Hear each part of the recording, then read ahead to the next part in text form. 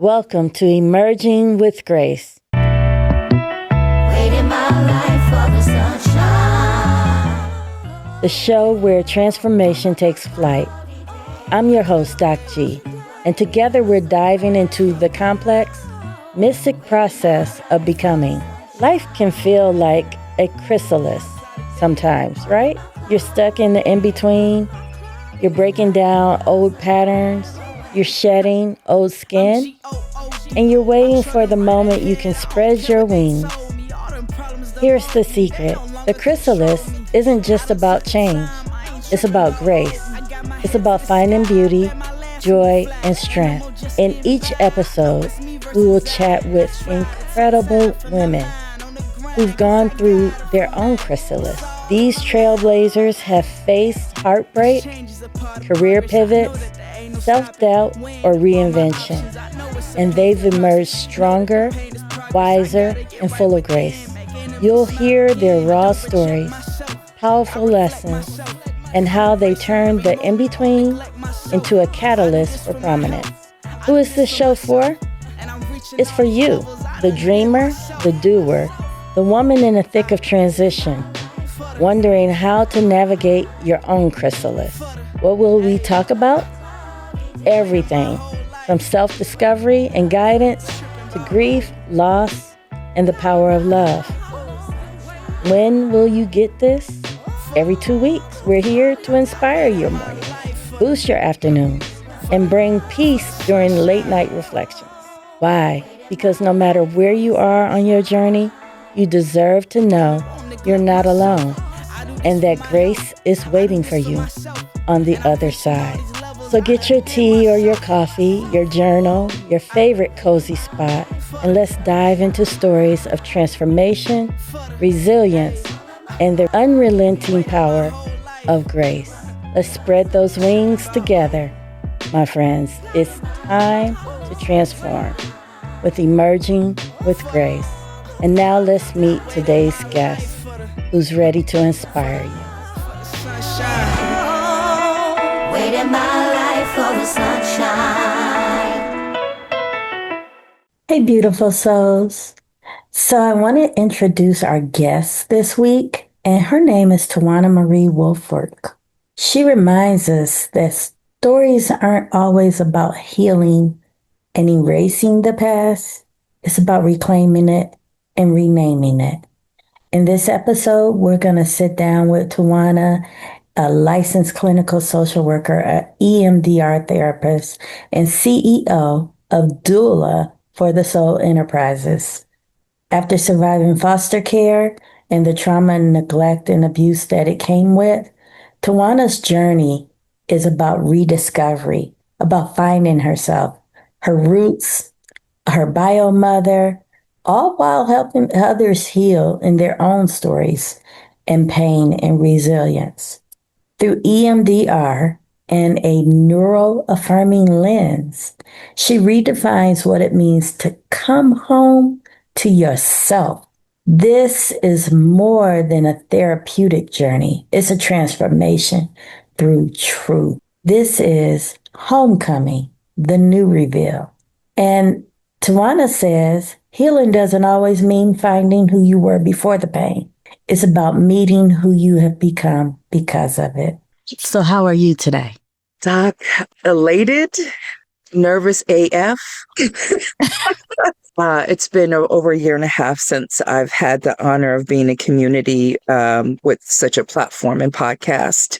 So there are gnarly question marks going on in my head of do I deserve this? What, did she really pick the right person? And it's not, we go to the phrase, what's the imposter syndrome a lot. And I think it's often used too much because it's not that, because imposter syndrome is really like, I want to be at that space, but I just don't, there's a dissonance between the skills I have that would really fully allow me to belong and be fully seated up. It's not that. Right. It's truly a question of safety, a felt sense of safety that has been something I've contended with since the womb. It's like, do I literally deserve to be here present when the world beckons difference. So that is sitting with me, but I am trust falling into your patience, your grace. You have been so consistent with our connection online for over 8 months. And that's what I'm putting my faith in that. So that's Hey. where I'm at. That's my Hey. answer, Doc.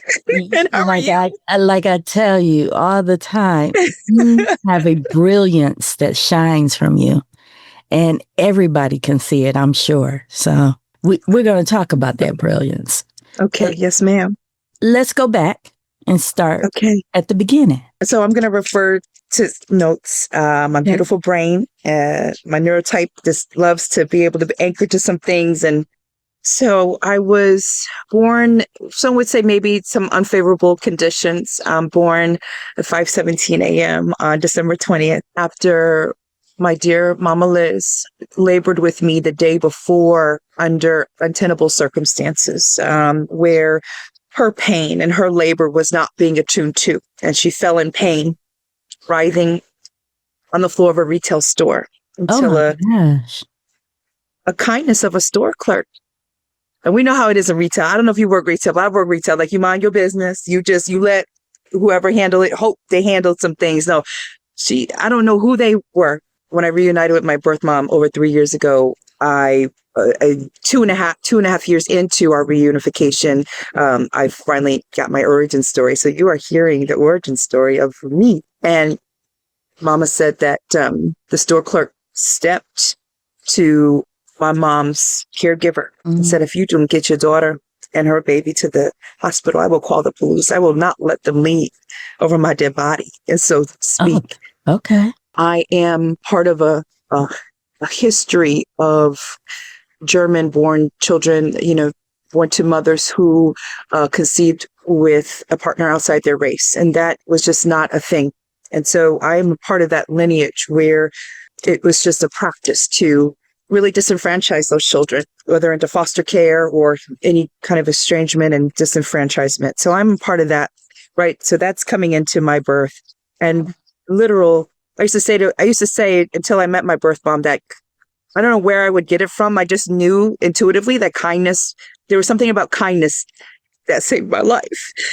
And so when I heard the story over 8 months ago, it was verification, a literal kindness. And my mom calls me Nugget. She goes, this is a term of endearment for the people, the loves of her life. She said, Nugget, when I tell you I went into that hospital with nothing, and you were born. And when I say they were they were so smitten with you. She is not even fully 15 and a half. She's just a baby herself. She said, I came out of that hospital with abundance, and knowing that there were eyes, there were gazes on her and me. It just did everything for me, because for over 38 years, I had just blanks. It was just me, myself, and I, right, in this world. And hearing that story. So that is part of the beginnings. And my mom made the brave decision to, and it was really forced, but still brave nonetheless, to put myself and my younger half brother into foster care, which she thought was a system that she put her faith in and trust fell into. And a lot of people don't realize what can happen in the foster care system. That might be for part 2 or 3. But, before I went into the system, it was me, my 4x6 closet. That was my safe space. You couldn't tell me anything. I had me, the moon that would rise in the same place in my bedroom and shine through my window. And I would sit on the bay window and just tucked in, would have conversations with the moon and plan my escape routes and steal food from the freezer. And, my prized possession was this big block of cheese that who knows how much molded, but you could tell me nothing because it was part of my prized possession.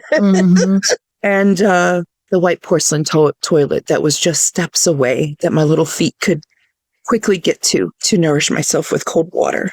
How I knew that at a young, just how I knew to survive has shaped the thesis that will hopefully come out in the next book of mine about how I think we don't really understand the ingeniousness of humanity and children. But in any regards, I survived. I survived porcelain toilet and me, 4x6 closet and me, the trash can and its scraps, breaking into the trailers next door and then around me, running through the cornfields. And that was little me. And went into foster care and at the age of 5. And that's how I came to Connecticut, by way of the foster care system. And interestingly and ironic enough, and I just let people think what they want, but most people think I went into social work because of my past. Not at all. I didn't have my first therapy session until well after grad school. I didn't even know what therapy was. Ooh, okay. Like, Okay. just telling the things. No. Respectfully, talk about being invisible in a system that was erected to support you and to support Rapids families up like Peace Burritos, right? With resources and all the things. But it didn't. And I would say I fantasize still to this day about going back to pre-5. I call it pre-5. Like that was the best. 5 through 19 was A little different. I don't even know how I survived. Kindness. Kindness. And not a lick of belief in myself, but more the exoskeletal functioning of the gaze of others, what they saw in a me. I didn't make decisions because they were self-driven per se. I didn't have that capacity, that interoceptive functioning really on board, really, because of trauma. It was the empathy and the mentalization of others that said, I see you, you're going to go to college, T. What? I don't want to go to college. I want to go to culinary school. I want to go to art school. I want to go to cosmetology school. Like I want to do all, you can't do all. Well, no, I do. I want to do all those things. No, you're going to apply to college. That's my high school guidance counselor. You're applying to college. I want to go to college. If I can't be doing the things that make me feel good, I don't want to do them. But I trusted her. And freshman year high school, T, what's happening? We're waiting for you. Waiting for me what? I'm trying to be invisible up in this place. What? Don't you know I don't even want to be here? For real? What high school did you go to? Hampton High in Hampton, Connecticut. Okay. I sure did. Okay, I went there. And my dear, Yes. my dear Amy Howland, she sure did. She said, T, we waiting for you to run for president. What? Okay. I literally was like, sure did. All 4 years of high school was class president. Oh, that's beautiful. Graduated in 99. I will tell you, I still don't even know if it was not for the literal kindness of my fellow peers who had no idea. Who had no idea the hell I was living. Hell, I didn't even know half the time the hell I was living because I just couldn't. The anger was so palpable. Like I just was scared of the parts of me that were so ravaged by brutality that wanted to hurt. So having those hope merchant experiences, Miss Coleman in 3rd grade in Helen Street School, who just saw no limits or bounds to what our brains could do. So little me, I was 2 years behind in school. I started kindergarten at the age of 8, turning 9. And no more, like 7, 8. I was 7, 8 years old. And I was supposed to be in 2nd grade. And but you couldn't tell her nothing. It wasn't a thing that I was 2 years chronologically behind and right cognitively and all the things. She was like, that ain't nothing. Your brain is brilliant. So that's how I discovered Man's Search for Meaning. And Viktor Frankl then became, this might sound silly as AF, but he became a nurturing figure for me. Okay. My young brain had been searching for answers about why his book, his thesis, it just did so much. And it was the gift that kept giving and was just something that I constantly kept going back to. It's phenomenal how now all these years later, it's still something that like I have faith in. The reality is no matter how much brutality has been done onto me by man, interestingly enough, I still have faith in humanity. As you should. I just have to be real with that. So I'm just going to pause. I just want to just take a breath, and because I'm like, and for a moment, I'm like, oh, am I really sharing all this out loud? So I got to check myself and just check in with you and just listen. You are sharing. Yeah. And I'm loving it. First off, Hamden High was a wonderful place to be. So for, a lot of people, they don't realize that when kids go to school, that's their safe haven. And it's not a safe haven for kids as it used to be because of the bullying. But right now, I can see it as your safe haven. I've walked those halls. I've walked from the parking lot over to the school and gone back to the ice rink. And a lot of people they had ice skating back. Yeah, yes, they had ice skating. That was the bane of my existence. Other than that, I loved everything. So you are taking me back down memory lane somewhat. What an honor. And I gotta share this ironic story. So I never, I think part of it's just part of just my neurotype, my autistic neurotype, and just getting easily overwhelmed with crowds. And so I would come up with a lot of lies and excuses about why I wouldn't do the homecoming things. And but I always longed for to be a part of that. So I just have to share a little secret that this kind of feels like that I'm homecoming, the festivities leading up to the holidays and to Thanksgiving, sharing this with you. I don't know if that sounds silly, but I just sounds great. I get to have that. Maybe that's what we'll title this, Homecoming. I like that a lot, actually. So it feels really good. Okay, so talk to me about going to college. You went to college? Yes, I did. Yes, Doc. So I applied to 7 colleges, and thank goodness for, I don't know if they still exist, but thank goodness for college, entrance fee waivers or what, because I did not have the money to apply to colleges. Mm-hmm. And the other thing that I'm not so much in shame, secrecy, and silence about was everything was so tied to metrics and tests. And so I did not test well on any of those major, mastery exams and such. And so I did get into Quinnipiac, and I'm very proud of that. Although you should be. That's very sharing for the first time. School. Thank you.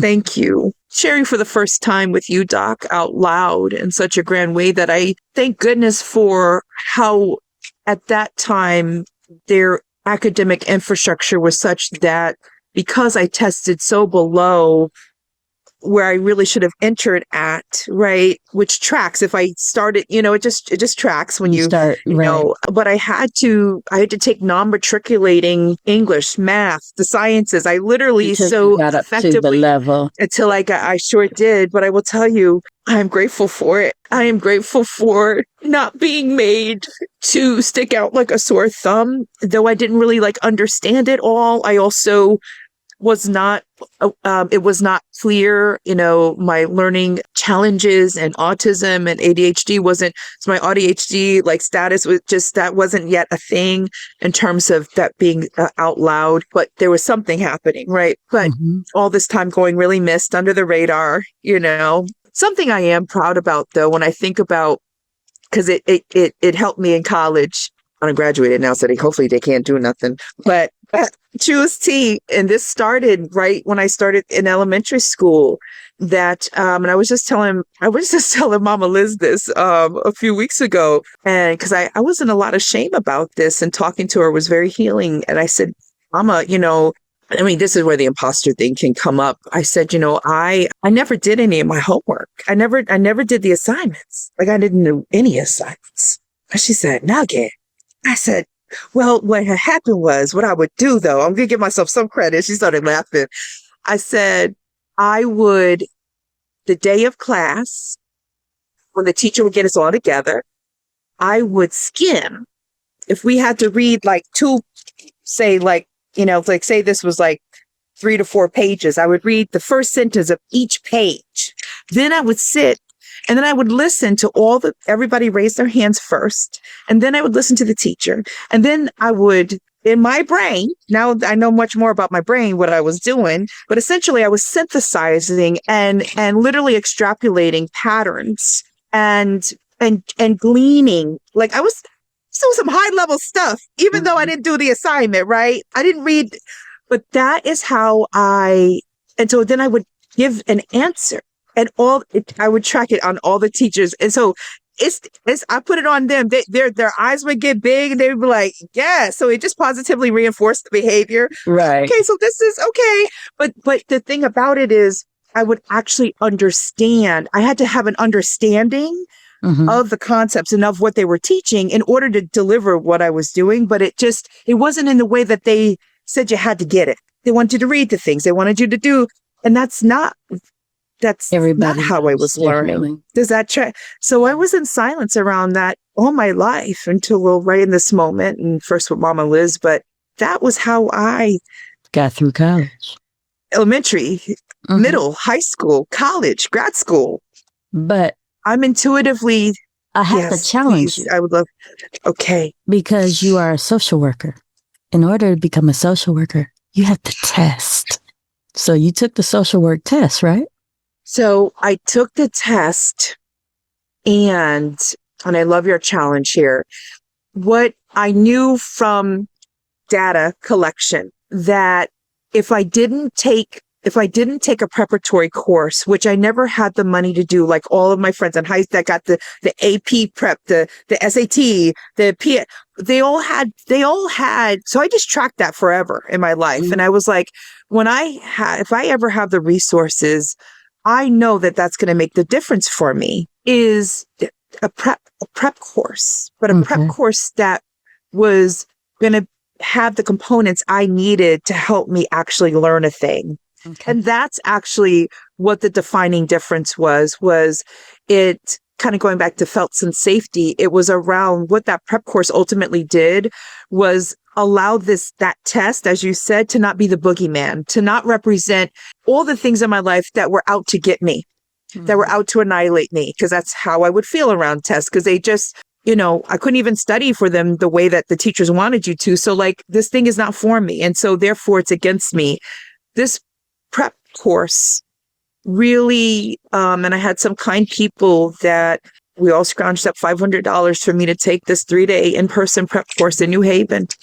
And I tell you, it was game changing for me. I passed that test on the first try. There you go. Okay. On the first try. You know how many people have to take that test several times? That's beautiful. Yes, ma'am. That's beautiful. I mean, I know it. I tutor right. I don't even do really LCSW prep. I actually just do exam prep, period, because it's about if you help your person understand about their nervous system and about felt sense safety that deserves to be had when stepping into that and how to see themselves in relation to the exam, no matter what it is testing for. So I help a lot of people, no matter what they're going, nurses, doctors, clinic. It doesn't matter that I'm anchoring them to understanding how their brain learns and teaching them about their interoceptive knowing of how they prefer to engage with information and learn. And so that's what all of that came out of just my intuitive tracking of what was tender for me. I don't know if that makes sense, but yes, that's how I passed that test. It does. I'll give you a quick little secret here. I would love that. That I don't tell a whole lot of people. But my daughter, who's about your age, she was going to Wintergreen School, and they called me. I was at Albertus Magnus. I was about to graduate, and all I could think of is, let me get through this, and I will move my kids back to Ohio. So I'm at Albertus, and I get a call from the school, and they said, my daughter would get frustrated. Real frustrated. And they said, we want to test her. Oh, test her for what? What we talking about here? So I went to my chair of the department and I said, excuse me, this is personal, but I need to understand, what are we getting into here? Because my daughter is super smart, but she would get frustrated and I get frustrated. And I don't know if she even knew this, but we both end up crying over homework. I just could not understand why she couldn't do the homework, but she could get the stuff. So she got tested. They said she had ADHD. Now, at the time, I think it was ADD. but you know now that it's ADHD inattentive type. And I went into my master's program saying, I'm going to learn everything I need to about this ADHD stuff. And then it just became one of those things that I automatically hear when I'm talking to people, you know, because for several years I taught and I would look and I said, that child needs to be tested. But like in retail, what you were saying, it was kind of taboo at the time for me to say something to a parent. Now teachers say it all the time. I don't understand, but you know, there were channels that the teachers had to go through at one point, like to the school psychologist. Can you observe this for a little bit? Because it's not my field of expertise. So yeah, my daughter was tested I and appreciate that so much. Thank you. I want to say she was in 3rd grade, 4th grade. And it was a little bit better because Connecticut has, well, Hamden, I don't know about any other school. They walked me through this. They walked. I'm so grateful because you deserve that. You deserve that fiercely. So it was beautiful for me. Now for her, I think it just opened a door. I learned differently. Okay. Like, let me do this. Let me do this. And you couldn't tell her nothing. You can tell her, you still can't tell her nothing. Yes. She swears she like the smartest child in the family. Plus she the oldest, you know, so it gets. She the oldest like me? Yes. Yes, it gets a little worse. But What an honor. So you graduate, you pass this test, you have the world is your oyster. What changed? Yeah, so I went to Quinnipiac. Actually, before I even got a chance to even take the LCSW exam, I almost fell out of college. And it took the kindness of, she's died, my dear Professor Mary Lesser, who became a mama. She's one of my mamas. And she was a sociology professor. I started out as a psychobiology major and I audited some classes. And she knew before I did so much. And one thing that she said is, over my dead body, are you going to fail? We got to get it together. You are not. I was going through a mental health crisis and I'm going to pause just for a moment. She rallied the sociology department. She's like, all right, well, what's got to happen for T to get her GPA? You know, what's what we got to do? And so I rallied so hard that I got a chance to do something that was always a thing. I was always behind with everything, but I got my GPA up enough to study abroad in Australia my senior year. Oh. And that was truly the defining moment. Because remember I said, my faith was in humanity. My faith was in what people saw in me. That like what got fed back, that if it intuitively felt, and so also give myself my interoceptive knowing credit here. I had a professor, a Maori professor. Listen, I just took some classes that sounded interesting. She said, you light up in this class, right? It ended up being a social work class in the social work class. Hello, B. And working with Aboriginal families and community. And my thesis, my senior thesis at Quinnipiac was tied to that. And so I spent a year leading up to traveling abroad to get access into a community that was going to allow me to be of the land and be amongst the people, to study, to be in community and relation so that I could help tell their story. And so I was able to travel abroad, which was one clear evidence for me of like it was a culmination of me really putting in effort and seeing what it's like when people don't give up on you. And so she said, you really light up in this class. Have you considered social work? She was the second person ever in my life to say social work. My dear Bill Brown, the owner and founder of the Eli Whitney Museum, where I was an apprentice at from 12 years old on, said to me my sophomore year at Quinnipiac, well, there's one patch here, right? You should think of looking down over that. You should think about social work. I'm like, what's that? Right? Again, I don't know what it is. But it's like, you look like a Smith girl. Well, what's Smith? You're a Smith girl. So I just tucked it back there as I do all the things. I collect them like pebbles. Then she says a thing years later in Australia. And I'm like, maybe there's something to this. Well, what do I know about social work? Smith. I don't know anything about Smith. I get my peoples together. I'm living in Western Australia, going to University of Perth, and they all help me get my application package together.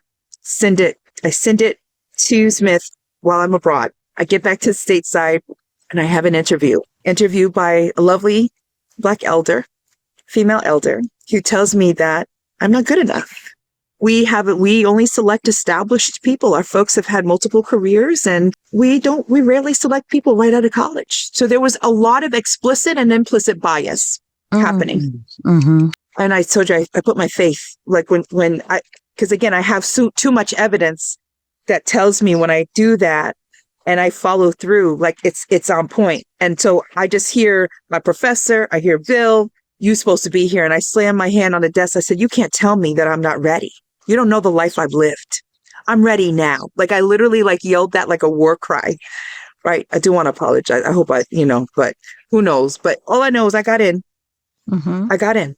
I was the graduate speaker, class of 2005, Smith College School for Social Work, and defining time in my life. And I really went into social work because it was a container that I could really do all the things. I could blend my love of political science, social science, anthropology, sociology, the arts, humanities, all because I don't want to just do one thing. I don't want to niche into, those represent, and all of those fuel my insights and my ability to anchor one and to educate them, because to heal is really to teach, is to be in a positionality of teaching. Right. And so that's why I went into social work, because it was the perfect container that didn't tell me that I had to come in this deductive, fragmented way. I could truly come in fully as me and honor all the facets that my brain loves to go, because those are my people. That's us. That's humanity. We shall not be shrunken because I'm only niched and only no, that's just not how I roll. That's just not for me. And so that's why I went into social work. And because of its systemic underpit, it's fundamental systemic operating lens. And that just matches me. It fits me. It meets me there. And so, I graduated from Smith and started my career in community-based mental health in New Haven. Okay. And was where I first learned about the true atrocities of internalized racism, because no one talks about the ways in which oppressed communities can turn on each other because of felt unsafety and because of this brilliant device called dividing and conquering that was birthed as this nation was birthed, is part of why it works the way it works so well. Mm-hmm. In unfortunate ways. But no one told me that I was going to be, to these women, I was their first ever representation of a medical provider of any discipline ever. So if they are reared, if in our society to be Black and brown is to not be humane and have access to the things that our white brothers and sisters have, then who are you? You don't belong here. So that's how I was treated. And so it actually took me up until I left the position, because it was only a 5-year funded grant. It took me almost to the 5th year to put up my graduate certificate from Smith. Really? Because of the assaults that questioned me. I mean, I was funded as a clinician for the SAMHSA funded project and grant that really made a difference. But for these women, I was working with intergenerational communities of women of color, of all, indigenous descent, like you name it. The diversity was unreal. And because they did not have a knowing of a me, and also thus a scaffolding of examples of safe relating with providers of color, to their system, I might as well be repulsed, because I am a contagion. I am something that the body needs to get rid of. The nervous system needs to. Also, I represent what they don't have access to. Right. Education, So you must be trying to be white. You must be So then further suspicion, Mm-hmm. which plagued me when I got a full scholarship to Southern Connecticut's. They were trying to improve. Yep, they were trying to improve representation in like the public health field of getting professionals of color. Mm-hmm. They did not realize the dividing and conquering that was going to happen. They did not realize, just like my first 5 years of worth of clients, that these students were going to question, because of this scholarship, my worth to be there and my credibility, to the point where I had to leave. It was unsafe. So that's part of my brand. It's part of my why of living, is to birth the unspeakable, to say the quiet things out loud, to show the ways that we can truly live in our full humanity out loud, if and only if there is a neuroception of safety had, a co-creation of safety. And that goes with everything. That goes with these mandates. That goes with these policies. That goes with anything, And so that was very something that, like, I didn't have someone to process that with and not make it about me, not make it a failure. That it was something that I effed up. Like it was a projection. Okay. Yeah. So, no one helped me make sense of what was coming, all that smoke that was coming my way from these clients, from these, right? Right. As I'm just trying to be a care bear out in this world and do healing and be the change I want to see. Okay. So I don't want to run out of time, but I want to be able to tell me, when did you find you? I love that question. Thank you. I was always finding me, and I'm continuing to find me. I think the defining moment came. Yes, ma'am. The defining moment came actually during the pandemic, when the state of Connecticut, the Department of Public Health, allowed out-of-state clinicians to practice, to show up for the mental health needs in our state. And I am one of the folks that benefited from meeting a wonderful clinician. I was happening to get EMDR trained, and EMDR stands for eye movement desensitization reprocessing therapy. It's a brain body based healing approach. I call it a technology and language. But that I thought, if I'm getting trained in this thing, as much of how I live life, like I want to know what's this feel like? Because if I'm calling BS on it as a practitioner, my clients are going to call BS on it. So I need to be up close and personal with it. Mm-hmm. And so I was able to meet my dear EMDR clinician, who was out of North Carolina, and we met with her virtually. And that was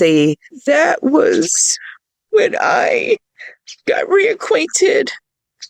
Well, really, when my nickname is Skippy. When my birth mom, Mama Liz, gave me that nickname. That's when she, for one of the first times in her life, felt so seen and heard. Her existence was actually marked then. Okay. And that's really what the defining moment was a reunification with her through the deepest of that healing. That before there's still so much more. Yeah. Yes. Yep. 0 to 5 me. That me. Yes. And then really the me, really also that lived from 5 to 19, that me. Because what this therapist bravely, she said the quiet thing out loud, which was so validating. We both kind of came to it at the same time, but it was the first time of like saying it out loud to somebody, of like, it really was always that hope merchant, that like ending your life, like that was the ultimate power grab that you could have, because it's amazing that you literally lived. No wonder you have been suicidal all of your life. No wonder it has always been, the other side has just looked so much more pleasant. And now you see, like, the healing helped me re-anchor and understand why that was such an ingenious kind of way to evolve and keep myself anchored and doing all the things still, and why it just needs to be so normalized, just the ways that our brain evolves and adapts to untenable conditions, and where a person really can still be doing the things, but where it does matter, to your beautiful question of like, to always help a person find self again, back home again, we must have that safe company for the journey and not take anything for granted. And that's where Doula for the Soul Enterprises was born. Really, my clients taught me that what I was doing with them, it didn't fit. Like they were repulsing therapy as the container. Mhm. They said, no, this is something else, T. So, and it made sense that why I've chosen not to birth my own biological children, but I've chosen to mother and father through healing and teaching and living out loud. We all deserve a rebirthing. And that's why I say, like, I track the Walking Dead for a living. And that's not a judgment. That is just a truest statement about, for most of us, we are barely literally existing, and we deserve to be seen. That deserves to be normalized. Mhm. And I just get to be that person that gets to stand 10 toes down on that. Okay. And that's, Hold up. You jumped from, oh yeah, I started this journey to I'm an advocate. So we're going to go back. Like, what did the journey show you? Okay. What was your soul experience? that what the experience was for the first time. I mean, I had to wait until my 40s for the experience of it, but to truly be seen, felt, heard, and understood without having to move into self-betrayal, without having to compromise, without being able to fully lean into my identity as a autistic being, really honoring my brain, my intelligence, like fully stepping in and no longer dumbing myself down. I lived most of my life because it was very clear that my intelligence was causing some people to just act a little aggy. And so I How to knew for live survival in purpose. shadow. Yes. Mhm. So I literally lived, I would pretend to be dumb. Mm. That was most of my life Mm. until this healing. You, Truly. you dulled your shine.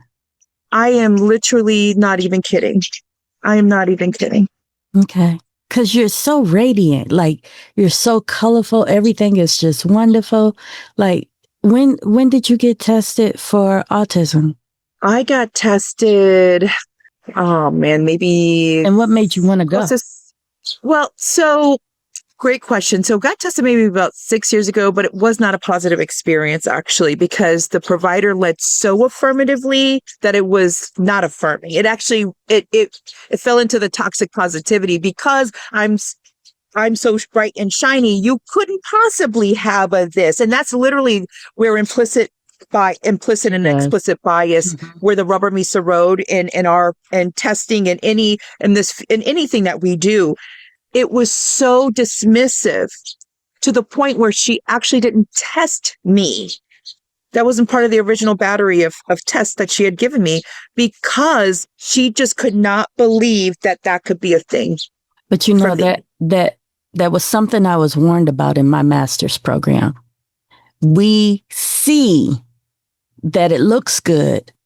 It must be okay. And as humans, that might be fine.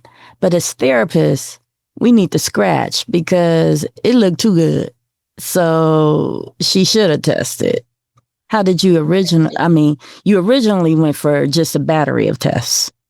Well, I explicitly said, what it really says, I know I'm this. I know I'm autistic. I know. I just, for myself, because of being brown skin and also how I know things, a white man didn't teach me. No one, I teach myself all the things, but no one believes that. There's no merit in that. And so I just felt like, well, people are going to treat a self-proclaimed diagnosis of that. It's not even a diagnosis, but a label container to help understand, a self-conceptualization container to understand a me, so that I can then truly, in a consenting way, show up to the things I want to do. And so I explicitly asked to be tested for autism. And that's how, when I finally got through, are you testing me for blah, blah, blah? No, because you don't have. Okay. Even though it was very explicit, it's written in black and white and that's actually what inspired me to take on doing neuroaffirming testing. And because as you said, I can't unsee it. I can't unsee it. I now make it a standard part of my practice. That anyone, I've 100% worked with folks with complex trauma, complex attachment. And in a way, that is a form of neurodivergence, because of the way that the brain is it shifts and evolves, right? And so over the past 3 years, I have encouraged my folks, particularly my Black and brown girlies between 35 and 85, to get tested. 100% of them came back with, and this is of about 35 clients came back with clear, and the way that it helped to answer questions. But I'm just a proponent of going through it myself, and so that I can just help lay out the skinny and then invite the person to the process. But essentially, she did, once I had to, get on, advocate, as you said, or advocate, that because I just was no longer, I was tired of shrinking. I was tired of society filling in the blanks for Tawana Marie. Right. And even with my name, I learned that when I came into the foster care system, they actually made Marie my middle name. My full name is Tawana Marie. That's my first name. When my mother told me the story that my name is after a fusion of Ave Maria and her favorite German character, a little girl named Tawana with pigtails, because I'm German and Nigerian, German and Nigerian roots, it made sense. It made, it literally funny. So that was also a defining, really, my healing, along with reuniting with my birth mom and her healing. Also, I must add with EMDR. She found a Christian-based provider that practiced EMDR out of the state of Texas. Her healing, and then thus our rebirthing together and healing together. I feel like your daughter. You can't tell me nothing. That, and seeing a me in my mom, and her verifying the shininess of her brain and the evolution of her. So I can't help but to unapologetically really lean into that. So that is a part, high level answer to your beautiful question about that journey. And that's been over 4 years. That's been close to 4 years now that this leg of my life, capped with the height of my mental health crisis from last year. And she got to be that safe, nurturing figure that saw it all and that could help co-regulate, right? Help me make coherence and clarity out of chaos. And I tell you, if she wasn't present, so it's just really gnarly. So I'm going to ask you one last question. Yes, ma'am. In this last year, you've experienced a whole lot. Yes, ma'am. With the suicidal thoughts and everything. Have you given yourself the grace that you deserve? I'm so happy you asked that and didn't shy away from asking. I need to answer it this way. I do every day. It's an embodied practice. I can't do it like a set it and forget it. I got it every day. That's my best answer. Every day I do. I promise you I do. Every day. I love that. Every day. Thank you. Okay, Tawana, give me your books. Tell me the books you got out. How can people find you? I love you. I know you'll have my handles and stuff on, I have all of that. But Doula for the Soul on IG, or Tawana Marie W. Will Focus, my last name, on Facebook. I am accessible. I also provided my email. You could share that. I was just part of this beautiful collaborative authorship, Queering EMDR. And oh my goodness, edited by Roshni Chhabra and Dr. Jamie Merrick. 24 plus authors on this. And let me tell you, 500 pages of just a liberatory movement here. My chapter is the generative healing power of self-disclosure and the co-creation of a safe space. This is literally a culmination of 22 years of my work. I'm actually having all my clients autograph it because they are my proof of concept. Without them, this would not be a thing. So this is currently out and I gave you the information on that, but people can check out queeringemdr.com. Also very excited about representing just neurodiversity. So I am going to be the closing keynote at this year's 2025 Autistic Clinical Insights Conference. I will be talking about embodying queer joy in dystopian times we get to. That is November 16th. I am just excited. Anything that gets us mobilized. Yeah. And I also, this is probably in the therapy speak probably be called a doorknob moment, but I feel safe here. And I feel there's something that is so homecoming about this that I want to share with you. This is the first time I've shared it openly, but my closest friends and family and my partner on Juneteenth of this year, I decided to start doing a presidential exploratory journey rooted in service, lived empathy, and ethical leadership to explore running for 2028 presidential candidate for U.S. Okay. So, well, it's still in its early process, but it's really about we get to when we understand what it's really about, rooted in public service, and that's been my life, and I get to all the things coming and still running my practice and teaching and training. And getting to meet beautiful people like yourself. And so I thank you. Well, the honor is mine. The honor is mine. Thank you for being a guest, and thank you for sharing your brilliance and your shine with us. Thank you, Doc. Oh, beautiful, beautiful. I very seldom recommend products unless I like them, I use them, and I agree with them. So when I tell you that this lint-free, no tree, 100% bamboo, biodegradable tissue is strong, 3-ply, and beautiful, I'm trying to tell you, Leafy is it. I will leave my coupon code in the bottom of the description. It's DocG25. And that's a wrap for today's episode of Emerging with Grace. Ladies, remember, every challenge is part of your transformation. Just like the butterfly, you're meant to emerge from the chrysalis, stronger, braver, and ready to soar.